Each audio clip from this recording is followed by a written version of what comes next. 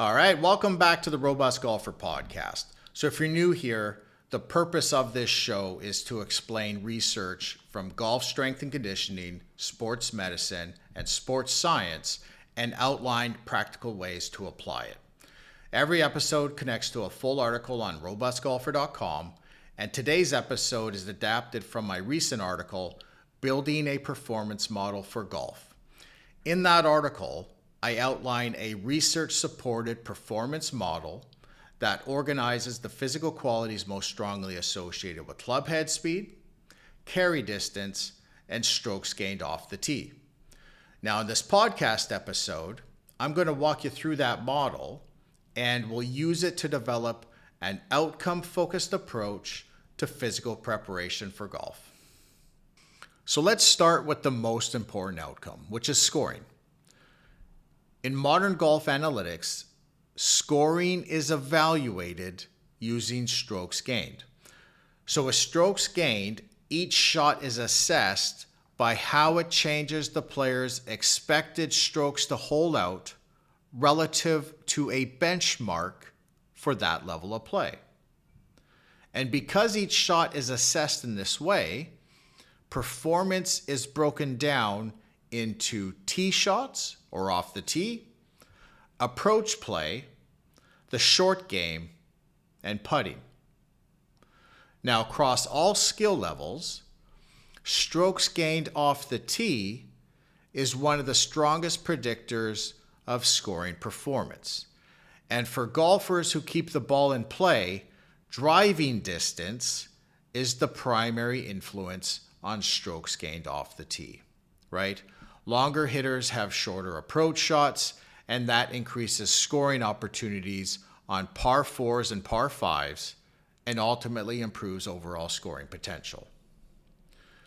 Now, because driving distance is the main contributor to strokes gained off the tee, club head speed becomes the key physical variable for tee shot performance.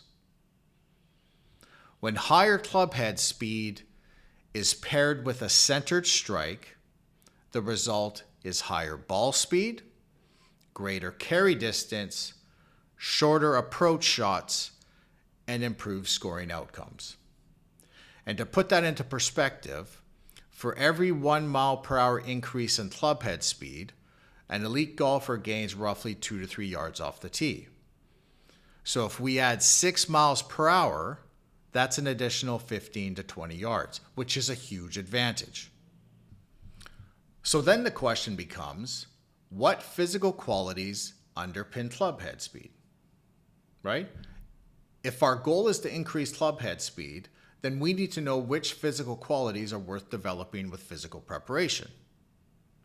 So this is where recent research has been really helpful.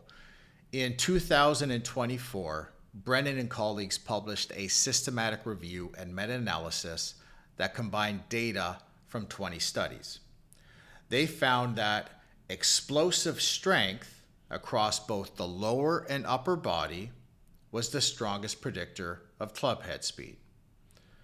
Within that, jump impulse had a very large association, and jump peak power and upper body explosive strength had a large association.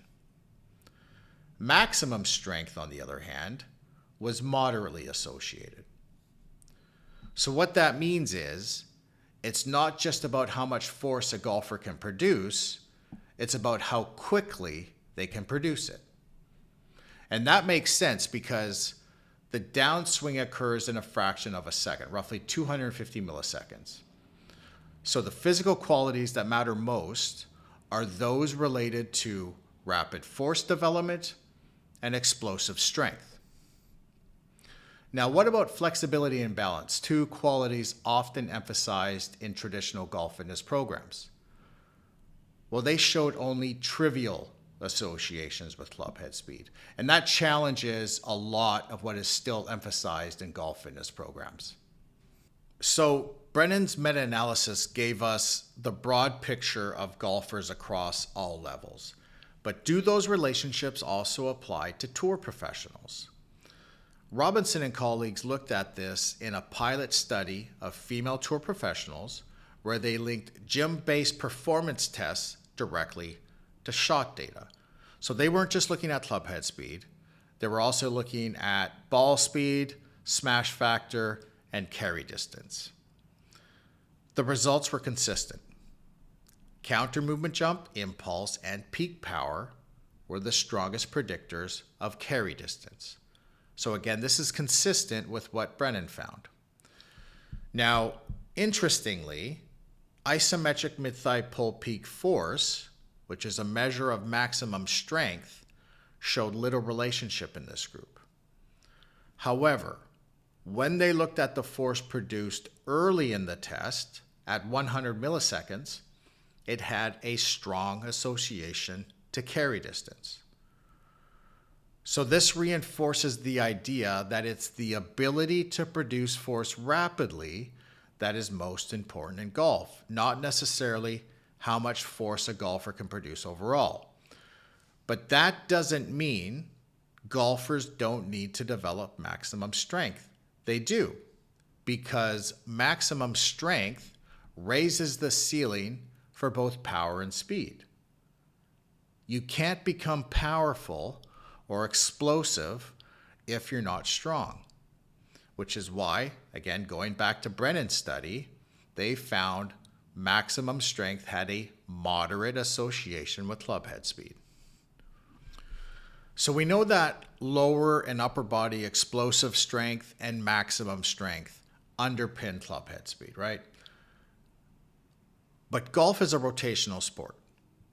So that means there are specific demands placed on the trunk that determine how force is produced, transferred, and expressed during the swing. The trunk connects the lower and upper body, but it's not just a passive link in the kinetic chain. It plays an active role in producing, amplifying, and redirecting force during the swing. So a well-trained trunk doesn't just transfer energy, it also generates it.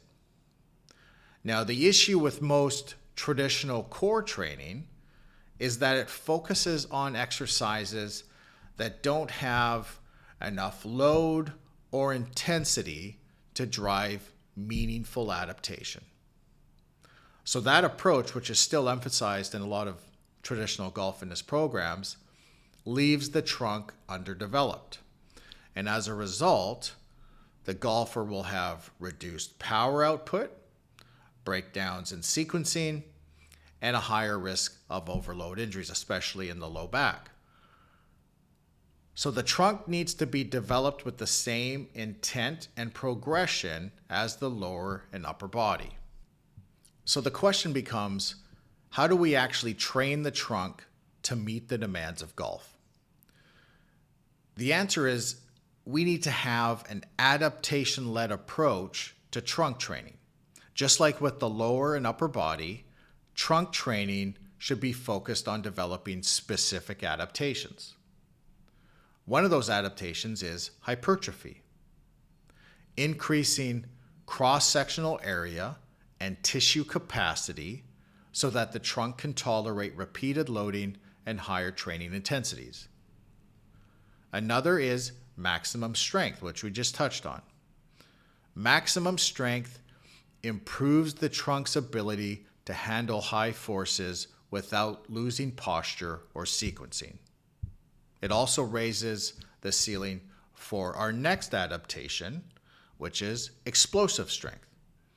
And we know explosive strength is the most important physical quality for golfers, right? It determines how rapidly the trunk can generate, absorb, and redirect force during the swing. And stiffness and bracing allow those forces to be expressed efficiently by maintaining trunk integrity under high rotational and compressive loads. When these qualities are trained with the right intent and progression, the trunk becomes a real power source. One that improves force transfer, supports performance, and reduces injury risk. Now, speaking of injury risk, injury prevention is also really important because being available to play is a prerequisite for performing well, right? If you're injured, it's going to affect your practice and your play. Now, research shows that across both amateur and professional golfers, the most common injury sites are the low back, hand and wrist, elbow, shoulder, and neck. And these injuries are rarely the result of acute trauma. They're typically the result of repeated exposure to high forces that the tissues don't have sufficient load tolerance for. That's why injury reduction in golf isn't about avoiding load. It's about preparing the body to tolerate it. Now, from a training standpoint, that means deliberately including accessory work for each of these regions. And those exercises need to be performed with moderate to high loads, progressed over time to drive meaningful adaptation. The goal is to increase the strength and capacity of the muscles, tendons, and connective tissues so that these areas become more robust and better able to handle the stresses of the golf swing, not just in the short term, but across seasons. Okay, so now we can build a performance model for golf that has an outcome-focused approach to physical preparation. The key performance indicator is strokes gained off the tee, which is primarily influenced by driving distance. Underpinning driving distance is clubhead speed. From the research, we know that explosive strength is the strongest predictor of clubhead speed. Maximum strength underpins that. The trunk plays a critical role. And we need to consider the low back, hand and wrist, elbow, shoulder, and neck, which are the most common injury sites in golf. Now, here's how you apply this model if you're a golfer and you work out on your own. The first thing you'll need to do is develop a foundation of maximum strength across the lower and upper body. On top of that, you'll want to develop explosive strength or maximum muscle power and rate of force development across the lower and upper body. You'll need to have an adaptation-led approach to trunk training that develops maximum strength and explosive strength in the trunk as well. And you'll also need accessory work to develop strength and robustness in the hand and wrist, elbow, shoulder, and neck. Now, if you'd like some help with this, head over to robustgolfer.com and sign up for the Robust Protocol. The Robust Protocol is my self-directed training subscription for golfers who want structured, evidence-based strength and conditioning without one-on-one coaching. It's delivered entirely through an app and gives you progressive, well-designed training focused on building the physical qualities that actually matter for golf performance: strength, power, trunk control, and long-term durability. You can find more details at robustgolfer.com. And as always, thank you for listening.